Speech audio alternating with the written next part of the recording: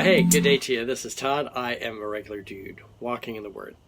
Hey, usually I dress up, not dress up necessarily, but I usually just wear nicer clothes when I'm recording an episode.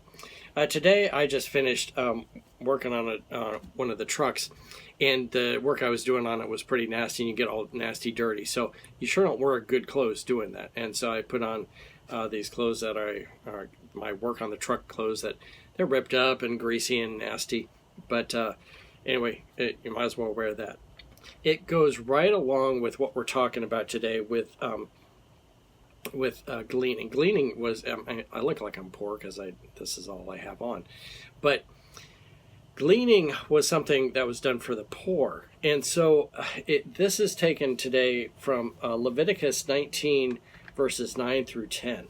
It's a great passage here, and then I'm going to have you turn over to Ruth chapter 2, because it talks about gleaning also. It's like a practical application of gleaning. So let's turn in our Bibles to Leviticus chapter 19, verses 9 and 10. It's only 2 verses, okay? And it says, "When you reap the harvest of the land, do not reap the very edges of your fields or gather the gleanings of your harvest. Do not go over your vineyard a second time or pick up the grapes that have fallen. Leave them for the poor and the foreigner. I am the Lord your God." Okay, so if you have harvesting equipment, tractor, they didn't have that back then, but you didn't go around the edges and get like every little thing, okay? And especially, imagine you're picking strawberries here. That's not what they were doing, but imagine you're picking strawberries. Well, some of those strawberries, you go through and they're ripe when you're picking them. But then a week later or 2 weeks later, there's more ripe ones, okay? What they do here in Florida is the commercial pickers come in and they pick right at the peak time. Pick those, and then they open it up sometimes. Sometimes they go through and pick again. But sometimes they open it up for you pick people, and you can go there and pay, whatever they charge you to pick whatever's left over, okay? And sometimes it ends up being a lot. And that's what God was saying here to do. You go through, take the initial thing of the field, but don't be going back over it again and again. Leave that for the poor. That was kind of their natural welfare system. It's something for us to think about, like, what are ways that we can do that today? That we can, we don't have a farm, but what are ways that we can, in our work, provide for the poor with the surplus that we have, and not going over things again, but providing for the poor in that way. Ruth chapter 2, this is like a really practical application of how this played out in a beautiful way in the book of Ruth here. Okay, it's in the Old Testament. Chapter 1 deals with Ruth and Naomi. Ruth is a Moabite woman, and her husband dies, and her father-in-law dies, and her brother-in-law dies.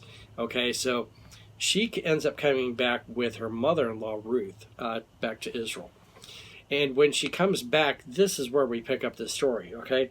They come back and they're poor, okay? That's the way widows were back then. They were poor. And so this is a way, according to Leviticus chapter 19, verses 9 to 10, that God allowed to provide for the poor. So listen to this. This is Ruth chapter 2. "Now Naomi had a relative on her husband's side, a man of standing from the clan of Elimelech, whose name was Boaz. And Ruth the Moabite said to Naomi, 'Let me go over the fields and pick up the leftover grain behind anyone whose eyes I find favor.'" Okay? Some people were doing the gleaning, obviously, but some people were not doing the gleaning. So she was like, if I find favor with that person, hopefully they'll let me glean in that field. Sometimes I'm sure they were like, "You ain't gleaning in this field, you get out of here," and chase them away, especially her being a Moabite woman, all right? Naomi said to her, "Go ahead, my daughter." So she went out and entered the field and began to glean behind the harvesters. As it turned out, she was working in a field belonging to Boaz, who was from the clan of Elimelech. Just then Boaz arrived from Bethlehem and greeted the harvesters. "The Lord be with you." "The Lord bless you," they answered. Okay, so this guy is a really upright guy, a godly guy, and blessing his workers. Verse 5, Boaz asked the overseer of his harvesters, "Who does that young woman belong to?" The overseer replied, "She is a Moabite who came here from Moab with Naomi. She said, 'Please let me glean and gather among the sheaves behind the harvesters.' She came into the field and has remained here from morning till now, except for a short rest in the shelter." Okay, so she's a hard worker. She's been out there gathering what she could. So Boaz said to Ruth, "My daughter, listen to me. Don't go and glean in another field, and don't go away from here. Stay here with the women who will work for me. Watch the field where the men are harvesting, and follow along after the women. I have told the men not to lay a hand on you. And whenever you are thirsty, go and get drink from the water jars the men have filled." So Boaz is taking really good care of her. He's saying, "You stay here in this field, I'm going to take good care of you." Okay, other fields, she probably would have been chased away because she was a Moabite woman. But here, Boaz says, "You're welcome to stay here. You just glean along, and even if you get thirsty, go over to the water jug and get some water." All right.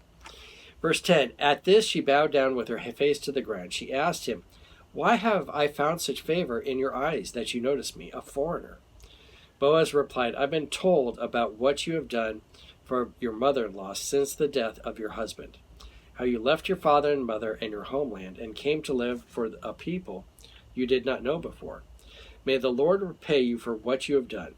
May you be richly rewarded by the Lord, the God of Israel, under whose wings you have come to take refuge. May I continue to find favor in your eyes, my lord," she said.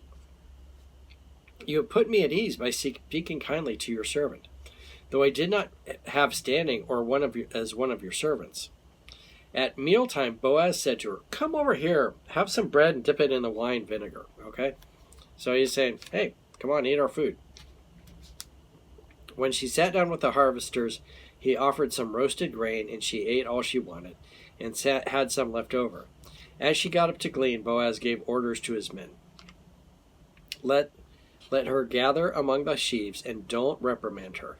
Even pull out some stalks for her from the bundles, and leave them for her to pick up, and don't rebuke her." So he's saying, purposely leave some stuff behind that she can get. Verse 17, So Ruth gleaned in the field until evening. Then she threshed the barley that she had gathered, and it amounted to about an ephah. She carried it back to town, and her mother-in-law saw how much she had gathered. Ruth also brought out and gave her what she had left over after she had eaten. Okay, that's the lunch that she had earlier. Her mother-in-law asked her, "Where did you glean today? Where did you work? Blessed be the man who took notice of you."